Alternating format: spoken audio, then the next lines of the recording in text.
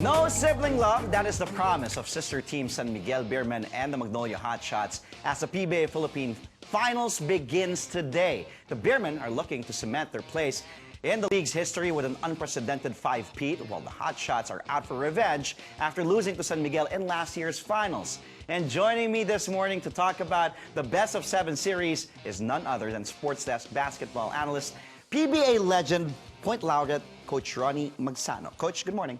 Hi, Dre. Good morning. Happy, I know it's a holiday. Thank you for being here. It's a Labor Day. Coach, eto, ilagay na natin, isang tabi na natin yung bigayan issue dahil pag magkalaban, di ba, yung sister teams, like ito, Magnolia and San Miguel, sister teams, tabi na natin yun dahil mukhang bakbakan talaga tong serye na ito. Actually, may wisdom nga. Sinabi ni Mark Pingris nung press conference, and I quote, kung ice tubig nga dati, nakikipagpatayan siya. Ngayon pa kayang malaki na ang bonus na makukuha nila. Wise words, and napaka-practical ni Pingris. Actually, may pagka-philosopher ang dating niya doon sa sinabi ng yon. And the pride also. What can you say about this series, looking at the series na Magnolia San Miguel, for you? Bakbakan nga ba to? Hindi lang bakbakan, patayan yan. 26 championship in the horizon para sa San Miguel. Team ng San Miguel. Pang-15 naman para sa Magnolia Hotshots. And they have the chance to eclipse yung Alaska and Magnolia na tied at 14. Marami kasing undertones in terms of record setting na pwedeng mangyari. Yes. Yung kaban, talagang patayan yan. That's one factor na talagang yung sinasabing bigayan. Imposible yan dahil kung malalaman mo lamang kung ano yung nakalaan, talagang pati ikaw, gusto mo sumali, makipagpatayan. More than that, I think it's about establishing a dynasty that is going to be hard to equal in a long, long while. Nobody wins this particular conference for 5 consecutive times. It hasn't been done yet. And San Miguel will have a perfect opportunity to do that as a team and establish their own legacy. At tandaan natin, ang San Miguel ang nag-overtake Doon sa San Miguel Super Coffee sa Pure Foods franchise as the winningest all-Filipino team in the recent times dahil ang Pure Foods ang tumabla sa Crispa at sa team ng Tropang Texters and then in-eclipse nila yan doon sa huling championship ni Coach Tim Cone bago siya lumipat sa team ng Ginebra. Kaya 6 na sila.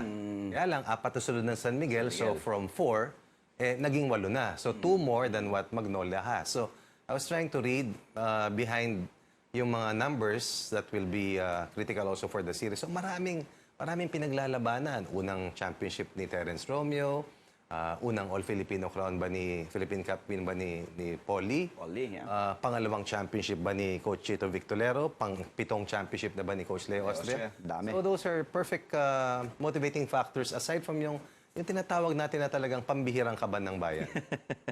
Simulan natin sa Magnolia, Coach Ronnie. 0-3 to start the conference. Yes. Baka sinabi ng mga iba, may championship, hangover pa, di ba? Nagbakasyon sila. But down 0-1 dun sa best of 3 quarterfinals against Ginebra. Then down 0-2 naman in the best of 7 semis against Rain or Shine. Yet, they still made it to the finals, now forcing a rematch against San Miguel. Nung nalaman mo, Coach, na Magnolia nga makakalaban ng San Miguel, were you surprised? Hindi naman. Kasi when you invited me here over, kung kaya pa ba nilang makabalik. Yeah. Pagkatapos noon, kung kaya ba makabalik din ng Rain or Shine. Rain or Shine, yeah. I think these two teams answered the biggest questions. But when you go to a Game 7, kumbaga players ball game na yan na tinatawag eh. Kasi lahat ng preparation mo, kumbaga bukas na yung libro nyo pareho sa isa't isa. It's all about, sabi nga ni referee, is the desire, the resilience, and yung much determination in comparison with the opposition. Kasi halos gumapang ka na dyan eh. Pero kung sino ba yung kayang umabot dun sa parteng dulo, gumawa ng maliliit na bagay dun sa hindi mo na halos kaya, dun nagkakatalo. So nagtaka, hindi. Actually, maski Rain or Shine na nakalusot, hindi rin. Dahil mabigat din yung pinagdaanan nila. Pero mas mabigat ang pinagdaanan ng Hotshots. Ng Magnolia. And that is ample preparation to face a team that has been unbeaten in the last 4 Philippine Cup finals. So they deserve to be there in as much as San Miguel has the right to be there because they took care of business the earliest and they once again were able to ascend during the time na naging turbulent din yung kanilang kampanya dito sa Philippine Cup.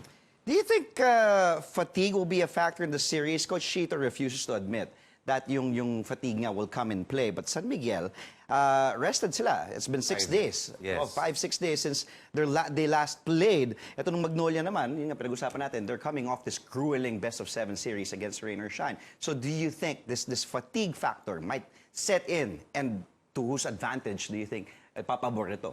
Fatigue will always be a factor, no?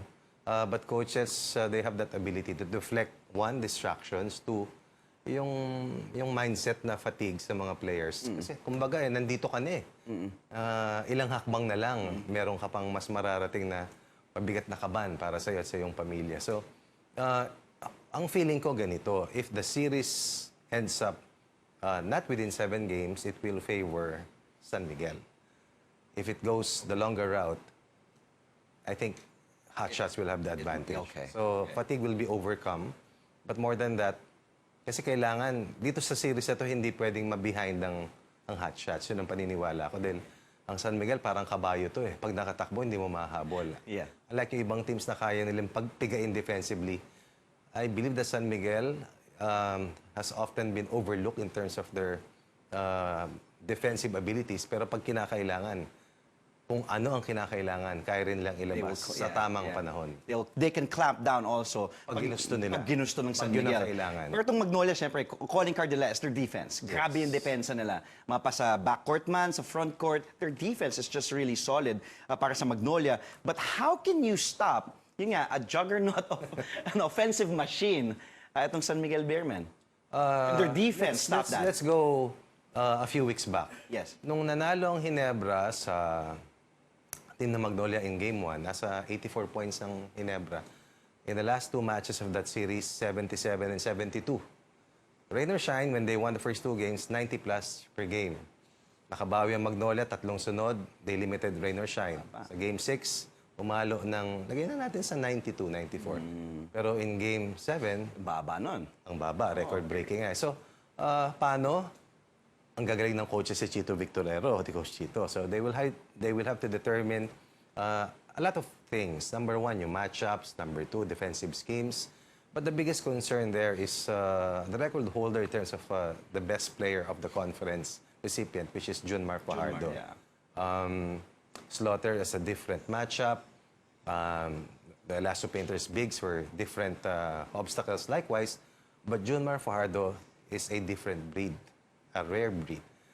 Rare defense on Junmar will, I think, be directly proportional to their chances of, or improving their chances of winning the crown. Kasi marami ka pang concerns eh. Yung perimeter players, si Stan, si Arwin, and all that. Pero hindi mo naman mapipigil lahat. Mamili ka kung sinong gusto mong limitahan. Literal na pick your poison. Oo, bibigyan mo ba ng 60 si Junmar, babantayan mo maliliit, o dodoble mo si Junmar, you'll take your chances with the perimeter players. Okay. Ganun lalabas yun. Coach, gaano ka crucial yung 3-guard combo naman ng Magnolia in this series? Especially, of course, the offense, we know they can explode on any given day. The Paulies, the Gio Halalons, and the Mark Barrocas.